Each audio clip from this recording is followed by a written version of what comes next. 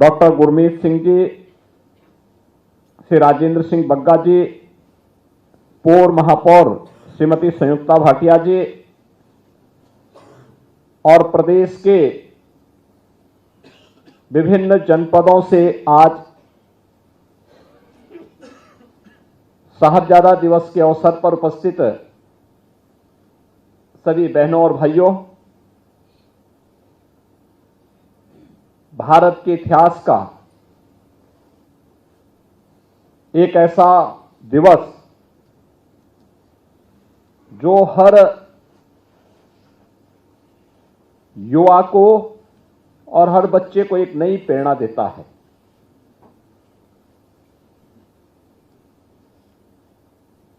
गुरु गोविंद सिंह जी महाराज के 4 साहबजादों ने देश और धर्म की रक्षा करने के लिए जो महान बलिदान दिया, उस महान बलिदान के प्रति कृतज्ञता ज्ञापित करने का दिवस है। साहबजादाओं के प्रति सम्मान का भाव व्यक्त करने का दिवस है, वीर बाल दिवस।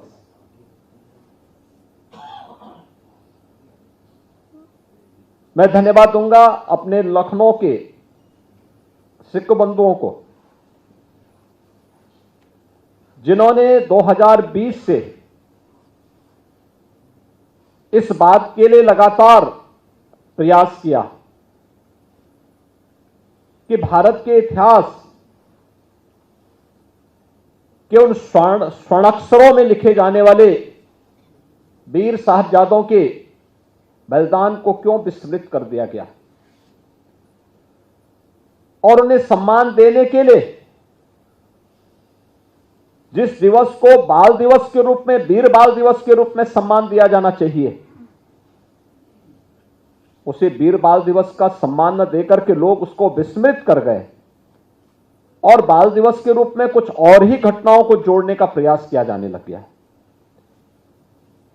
लेकिन हम सब आभारी हैं प्रधानमंत्री मोदी जी के, जिनकी प्रेरणा से, जिनके आदेश से गत वर्ष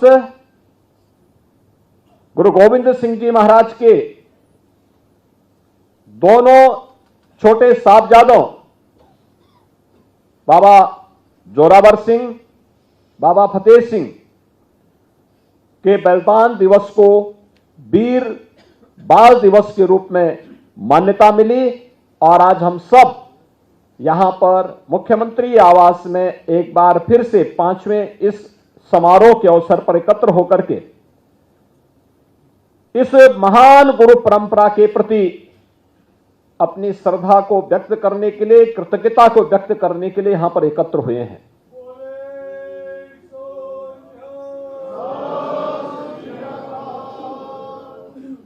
अब याद करिए कि गुरु गोविंद सिंह जी महाराज के दोनों बड़े साहबजादे बाबा अजीत सिंह, बाबा जुझार सिंह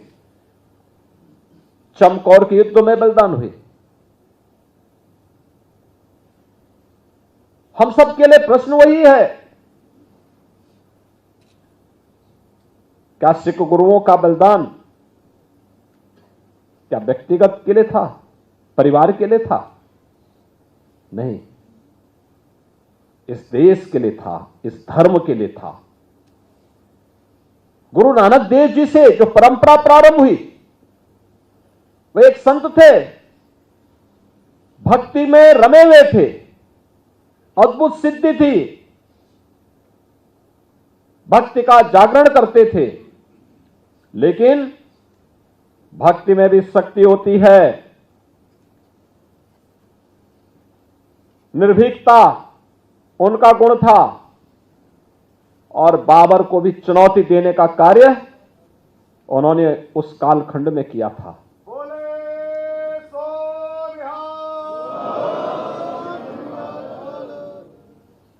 सिख गुरुओं ने कभी चैन से बैठ करके अपने लिए, स्वयं के लिए नहीं सोचा। अगर आप जाएंगे देश के अलग अलग क्षेत्रों में, अलग अलग गुरु परंपरा ने अलग अलग परंपराओं की शुरुआत की। किसी सिख गुरु के द्वारा लंगर की परंपरा को अनिवार्य हिस्सा बनाने का कार्य किया गया। किसी ने सरोवरों के माध्यम से एक नई प्रेरणा प्रदान की। गुरु अर्जुन देव ने जहांगीर के अत्याचारों का डटकर के मुकाबला किया और गुरु तेग बहादुर जी तो एक अद्भुत मिसाल थी। याद करिए, आज से सैकड़ों वर्ष पहले गुरु तेग बहादुर उस समय इस बात को लेकर के कि कश्मीरी पंडितों पर अत्याचार हो रहे हैं, हमें इसके खिलाफ आवाज उठानी ही चाहिए, और उस समय स्वयं का बलिदान देकर के कश्मीर पर होने वाले अत्याचारों को रोकने का कार्य गुरु तेग बहादुर जी महाराज ने किया था।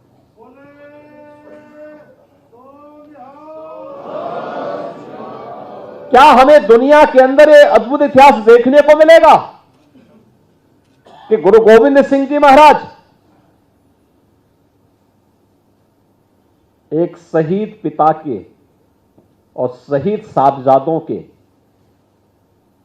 पिता, यानी शहीद पिता के पुत्र हैं, लेकिन चार चार शहीद साहबजादों के पिता भी हैं। ये कहीं दुनिया के इतिहास में कहीं देखने को मिलता है, और यह भी देश और धर्म के लिए।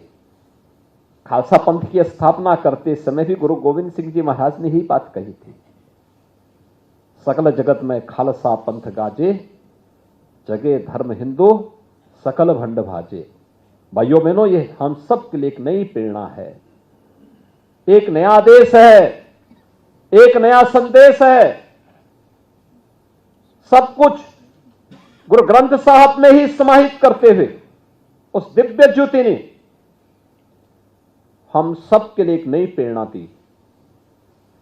परिश्रम और पुरुषार्थ से न भागना, देश और धर्म के लिए सब कुछ न्यौछावर करने की एक ताकत अपने में समाहित करना, और गुरु कृपा से आज इसी का परिणाम है कि सिख जहां भी है अपने परिश्रम और पुरुषार्थ से कुछ करके दिखाता है।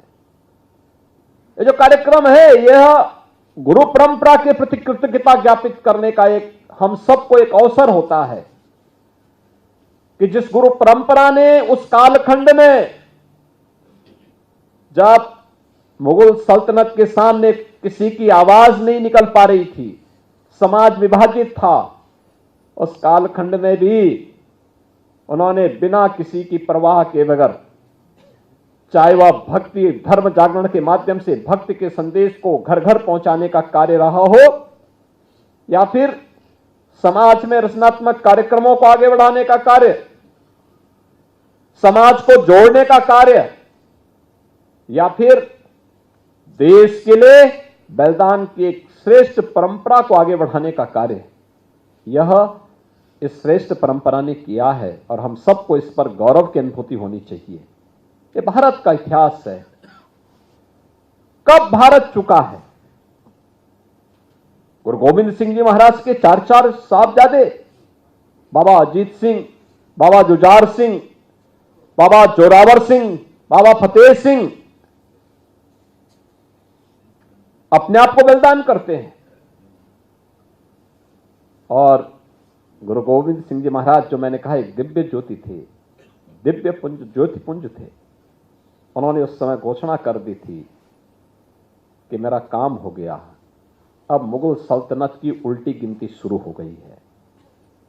और आप देखते होंगे गुरु गोविंद सिंह जी महाराज की स्मृतियों के प्रति, उनके प्रकाश पर्व पर वीर बाल दिवस के कार्यक्रम में हम सब आज भी, कल भी, हर व्यक्ति इसके साथ जुड़ा हुआ है, इस आयोजन के साथ जुड़ रहा है, पूरा देश जुड़ रहा है। आज दिल्ली में प्रधानमंत्री जी स्वयं इस कार्यक्रम में भागीदार बने, लेकिन मुगल सल्तनत के हुक्मरानों के घरों में कोई दीपक जलाने वाला नहीं है, पूरी वंश परंपरा स्वाहा हो गई है, कोई पूछने वाला नहीं है।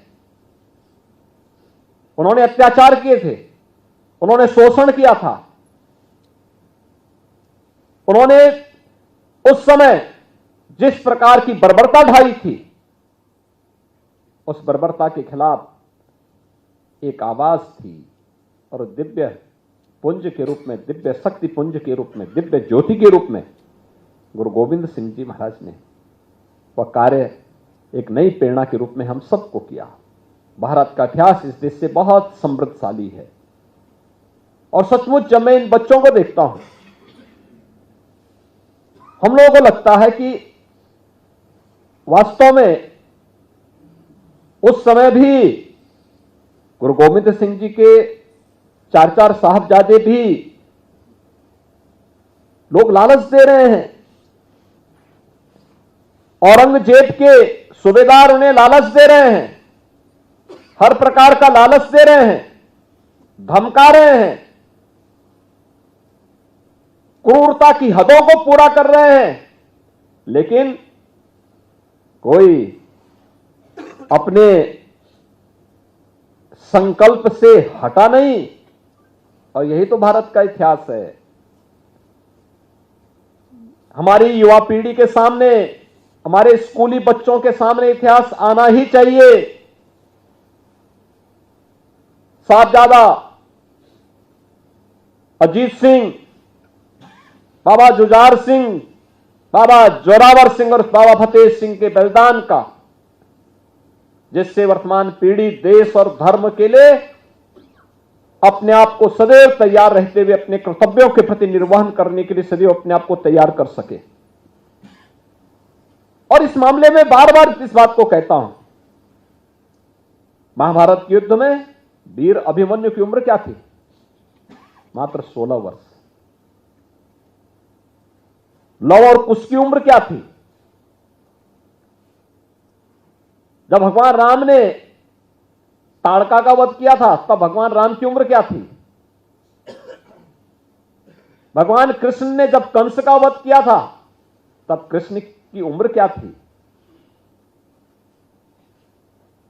ध्रुव क्या उम्र थी?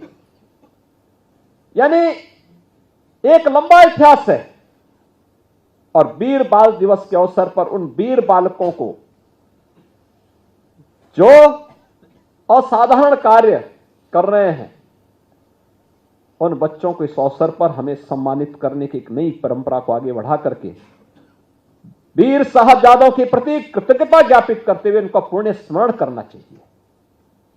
और हम भी चाहेंगे राज्य सरकार भी इसमें सहयोग करे, राज्य सरकार भी इसमें लगेगी। चिन्हित किया जाना चाहिए जनपद स्तर पर, कमिश्नरी स्तर पर, प्रदेश स्तर पर उन बच्चों का चयन हो, समारोह में उनका सम्मान हो, उनका अभिनंदन होना चाहिए, स्मरण कराना चाहिए। चमकौर के युद्ध में जब बाबा अजीत सिंह और बाबा जुझार सिंह शहीद हो रहे हैं, युद्ध लड़ रहे हैं, बरसात का समय है, क्या परिस्थिति रही होगी, क्या उम्र थी, लेकिन फिर भी जूझ रहे हैं देश और धर्म के लिए। मुगल सल्तनत तो एक ही बात चाहती थी कि ये लोग केवल एक बार केवल एक कबूल कर लें कि साहब ठीक है हम आपके अधीन हैं, आगे से कुछ नहीं करेंगे। या फिर बहुत होता है कहते भी तुम इस्लाम स्वीकार कर लो। बहुत सारे लोग हैं जो इसके पीछे जा रहे हैं, लालच में व्यक्ति क्या नहीं कर दे रहा है। लेकिन ये गुरु प्रेरणा और उस संकल्प के साथ डटे रहना, यही महानता दिलाती है, महानता यही प्रदान करती है। आज हम सब यहां पर हैं। आप सोचिए देश के प्रधानमंत्री जी भी वीर बाल दिवस के समारोह में भाग ले रहे हैं, राज्यों के मुख्यमंत्री भाग ले रहे हैं। और ये मेरा सौभाग्य है, मेरे मंत्रिमंडल और मेरे सहयोगियों का सौभाग्य है कि इस मुख्यमंत्री आवास पे गुरुबाणी का पाठ इसी बहाने इस आयोजन के माध्यम से हो जाता है। यह हमारा सौभाग्य है कि इस अवसर पर आप सबसे सामूहिक रूप से एक साथ मुलाकात हो जाती है। प्रदेश भर से आए हुए हमारे सिख बंधुओं के साथ इस कार्यक्रम के माध्यम से एक संवाद हो जाता है और उस कार्यक्रम को आगे बढ़ाने का एक अवसर हम सबको प्राप्त होता है। बहनों और भाइयों, हम सबको अपने इस इतिहास पर गौरव की अनुभूति करनी चाहिए। अपनी इस गौरवशाली परंपरा को और उन्नत करने के लिए निरंतर प्रयास करते रहने चाहिए। और मैं बार बार इस बात को कहता हूं, उन स्थलों को चिन्हित करना चाहिए जो गुरु नानक देव जी से संबंधित है। उसके लिए समाज के स्तर पर और सरकार के स्तर पर क्या कार्य होने हैं, हमारा कार्य प्रारंभ होना है। गुरु अर्जन देव जी से जुड़े हुए कोई स्थल है, गुरु तेग बहादुर जी से जुड़ा हुआ कोई स्थल है, गुरु गोविंद सिंह जी से जुड़े हुए जो स्थल हैं, इनके बारे में और फिर अन्य ऐसे महापुरुषों के बारे में देश के अंदर कभी ऐसा नहीं हुआ। महाराजा रणजीत सिंह जब शासक बने तो उन्होंने कोई भेदभाव नहीं किया। याद करिए, अगर उन्होंने स्वर्ण मंदिर पे सोना चढ़ाया तो काशी विश्वनाथ मंदिर पे भी सोना चढ़ाया।